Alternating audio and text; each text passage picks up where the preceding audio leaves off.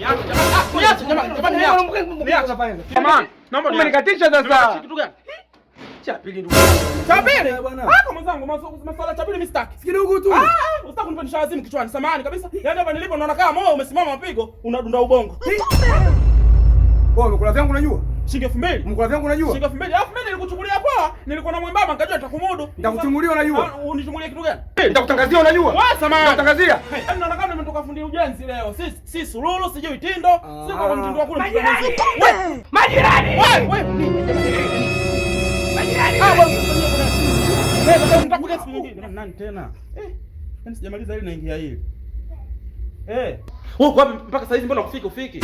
Wewe nimekwambia nakuja. Tangu uliponiambia kufika ufiki, tangu uliponiambia unakuja. Ndio niko kwenye dressing table hapa najipalapala. Njoo basi sasa hivi. Ngoja kwanza. Ngoja, una shilingi ngapi? Nakutumia shilingi 2000 hapo. Ukija huko nakumalizia buku. Buku. Umekatazwa. Wewe mimi sio uwanja ofisi ndugu yangu. Leseni yangu hairuhusu hiyo bei. Na kipubwa hichi, petroli ipo juu na kila bidhaa imepanda bei. Yaani unataka nije huko unikamie, unikaushe mafuta yote. Nirudi mkavu. Wewe ongeza hilo dau tuende na bei ya kazi ya mafuta. Ovyo. Yaani bora wewe 2000 unatoka naye ndani sasa hivi kuliko wewe buku. Mimi boda boda.